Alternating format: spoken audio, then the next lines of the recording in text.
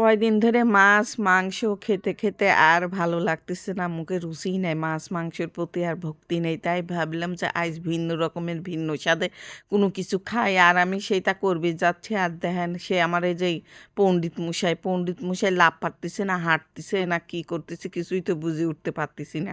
হাঁটলে মানুষ কি ওই তিরিং বিরিং করে যায়, আর পণ্ডিত আমার কি তিরিং বিরিং করতে করতে যাচ্ছে। যাই হোক, আমি সেই পাত পাতা পার বিরাইছি, মানে পাত পাতা মানে পাদের পাতা, না মানে গন্ধপাতালির পাতা, মানে আমরা গন্ধপাতালির পাতাও বলি আর পাত পাতাও বলি। আর এই যে আমার পণ্ডিত শুনি তো হাসতেছি যে কি রে, কি খাবি, পাত পাতা খাবি। যাই হোক, এই এখন তো এই অসময় তো পাত পাতা পাওয়া যায় না, এই পাত পাতা পাওয়া যায় হলো বর্ষার সময়, গন্ধপাতালি পাতা পাওয়া যায় হলো বর্ষার সময়। আর আমি বর্ষা নাই কি করব, দেখি যে গাছের আগায় একটু মরা ধরা রইছে ছোট ছোট, তাই সেটাই পেরে নিয়ে আসলে মানে কি করবো। আর আমি মেলাক্ষণ আগে কিন্তু যে ডাইল ভিজিয়ে তুইছিলাম, সেই ডাইল কিন্তু আমার ভিজেও গেছে, এখন ধুয়ে লিয়ে যে বাইটি লিচ্ছি।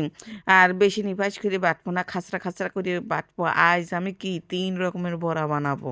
আজ বড়া দিয়ে ভাত খাবো, গরম গরম বড়া দিয়ে ভাত খাবো। আর গরম গরম এই বড়া দিয়ে ভাত খাতে যে যে স্বাদ লাগে, আমার কাছে তো সেই ফাইন লাগে।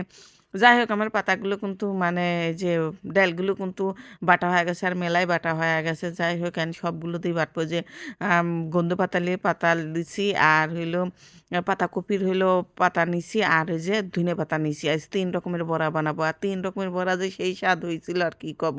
প্রথমে কিন্তু আমি যে গন্ধ পাতালের পাতা দিয়ে কিন্তু বড়া বানানো দিচ্ছি, এখানে একটু আলু চাল দিছি, আর ময় মশলা যা লাগে দিয়ে দিছি, পেঁয়াজ রসুন ধনের গুঁড়া মরিচের গুঁড়া একটু হলুদের গুঁড়া আর লবণ দিয়ে যে ভালোভাবে মাখিয়ে, আর ধনে পাতা তো দিয়েছি, ডাল দিছি, আলু চালের গুঁড়া দিছি, দিয়ে ভালোভাবে মাখিয়ে যে বড়াগুলো সুন্দর করে গোল গোল করে দিছি, আর একটু ঠাসি মারিয়ে দিচ্ছি, চ্যাপটা করে দিয়ে যে তেলের পর দিয়ে মচমচা করে ভাজি নিলাম।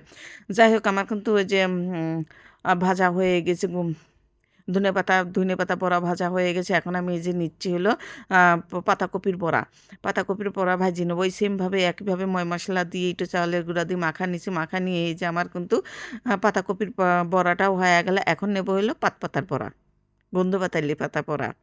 যাই হোক, এরা পাত পাত গন্ধ লাগে দেখে আমরা পাত পাতা বলি। এখন এক এক দেশে এক এক নাম হতে পারে। যাই হোক, এই বড়াগুলো কিন্তু আমার দেওয়া হয়ে গেছে, আর এই বড়াগুলো কিন্তু ভাজা হয়েছিল আর মচমচা হয়েছিল, এত সুন্দর খেতে লাগছিল আর কি বলবো। আর আমি এতটা ভাজতেছি, আর পণ্ডিতগুলো কিন্তু খাওয়া শুরু করে দিছে। দেখেন 3 রকমের বড়া এক ডিশ হইছে। আর এক ডিশ বড়া খেতে খেতে মানে আমি কিন্তু কম পাইছি, দেন ডিশ নিয়ে কিন্তু বসে গেছে আমার পণ্ডিত মশাই কিন্তু খাওয়া শুরু গেছে। আর বলতেছে আম্মু সেই স্বাদ হয়েছে, আর সেই স্বাদ হয়েছে। সেই স্বাদের কথা শুনে গন্ধে গন্ধে কিন্তু আমি যে গরম গরম ভাত নিয়ে বসে পড়ছি।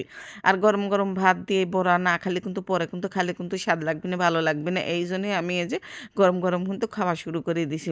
যাকে যে আমার খাওয়া দাওয়া হয়ে গেছে, সব কিছু সারি একটু বিকালবেলা একটু বসে আছি, চড়াটের পর ভয়েস দেবো, ভয়েস তো দিতে পারলামই না। দেনে পণ্ডিতগুলো গোসল করে আইসে যে পণ্ডিতগুলো কী করতে